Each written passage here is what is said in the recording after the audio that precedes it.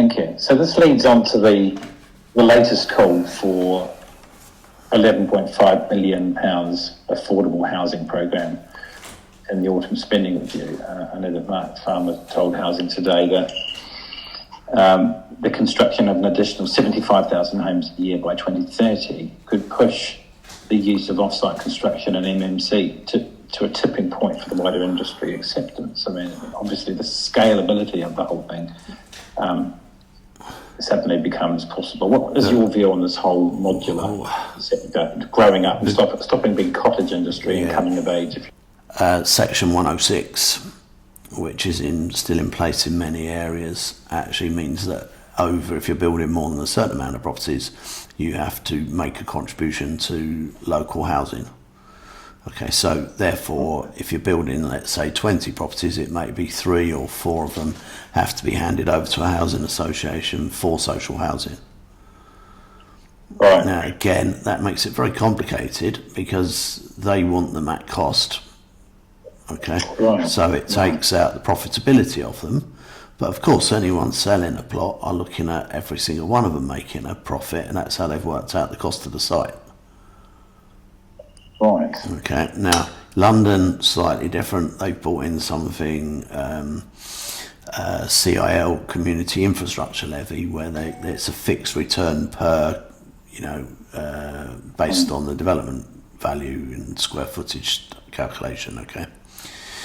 And that's fairly standardised. But it just means that the government aren't actually building houses for council houses, anymore. Now, as far as modular housing is concerned, it's supposed to make it a lot cheaper. And you can buy modular housing from different, like Scandinavia and other countries and a lot of the Russian, Eastern European countries. Hasn't IKEA even got in on that? Yeah, it's like an IKEA type pre-packed, turns up on a lorry, you crane it into place off the back of the lorry almost, and just plug, like building a big Lego set that's come with instructions, Mm-hmm. Now, historically, challenges for that are, one, is it counted as standard construction type? Because anything that's non-standard construction, there are many mortgage companies that won't lend on it. It'll be down to surveyors' comments. Right. Okay. So you've got to be careful. Yeah, you've got to watch that. And also, historically, some of my clients that have tried to do these, when the items turn up and there's a very tight schedule for build, and something turns up and it doesn't fit, what happens? Everything stops. And they've got staff working, all sorts of things that now can't proceed because instruction number 12 can't go ahead because we haven't got the bits that fit for it. So they've either got to take time to adjust the part, or they've got to get a new part in, which takes time. And typically any savings that are made by using the modular construction get eaten up and taken because of bits that don't fit. Now, I'm not sure whether that's 100% all the time that happens, but I know that my clients that have done it, it's a very high percentage. So you're not a fan of modular homes? Look, I think if you got the whole thing right, and then it could work really, really well. There's a story, and I know Donald Trump's not the flavour of everybody's month, but if you read his stuff where the local council was trying to build a community ice rink for many years, and he, as a PR exercise, said, "Why don't you let me do it for you?" And he just got in the ice rink specialists who in Canada made ice rinks for hockey teams and stuff, and they had all the expertise to be able to do it, where the council were picking people that didn't have the expertise, and it took them several years of it not working before Donald Trump said, "Hey, look, let me just deal with this," by using specialists in a certain field. So are you comparing yourself to Donald Trump? I'm not comparing myself to Donald Trump at all. But what I am saying is that if they got a specialist in to make sure that the whole flow through, for modular housing works. I mean, I know of areas that have used shipping containers and stacked them on top of each other and created homes from them. Obviously, you've got insulation problems and that type of stuff. But, as a modular home, I'm very sure it could be made to work if somebody focused on getting it to work. Right. And I'm sure the manufacturers are trying to make that happen. Right. I mean, who would have thought that in the top 10 house builders, a modular home specialist would start featuring?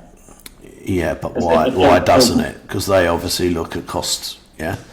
I mean, you've got the northern construction types are slightly different to southern construction types because the stuff that's higher labour cost but lower in material cost up north gets used. That's lower in value for construction cost, higher with labour costs because labour costs much cheaper up north. Right. Okay, so sometimes the builders take that into account.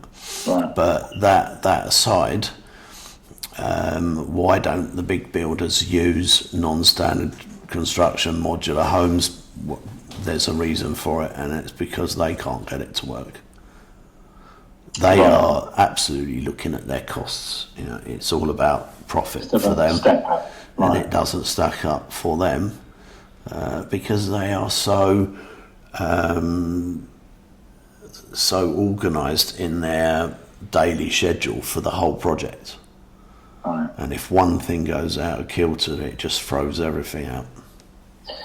So when they get the right formula and they have huge scale, then obviously the cost will come down then if it starts to work. But it's a chicken egg situation at the moment. It is. But out of everything we've spoken to, potentially the council's actually having a budget from a government rather than it can be a loan fund. Of course it can be a loan fund. Should it be up to government to be policing and managing and micromanaging the entire process? Because at the moment, a lot of commentators are saying the whole thing needs to be coordinated. Bureaucracy gone mad in a lot of occasions rather than taking a common sense view. Yes.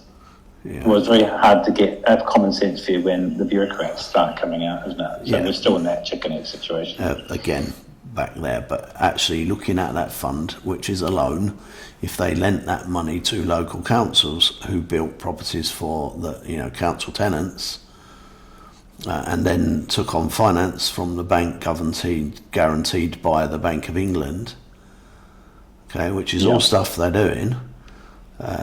So guaranteed by the Bank of England and then funded by the tenants or by housing benefit if the tenants aren't paying, which again makes sure that the money's always paid, means that the councils could create the housing that they need.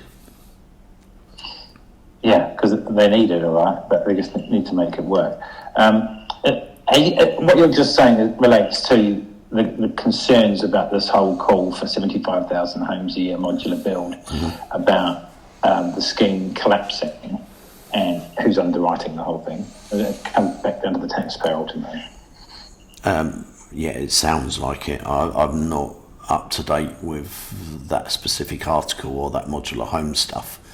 The modular home experience that I have is for people buying property, house kits, and bringing them in. Do you think ultimately the affordable homes spend, what they're doing is the right approach?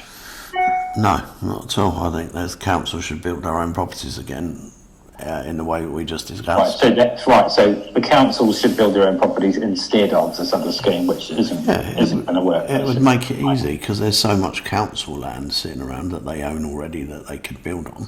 It is a very good idea for a campaign, you're right. And it's a common sense approach rather than one that's just going to be fraught and not actually go anywhere. And it's proven that it's not going anywhere already, isn't it? And, it wouldn't be a bad idea if we actually started that campaign. I think we should. We should do that straight away.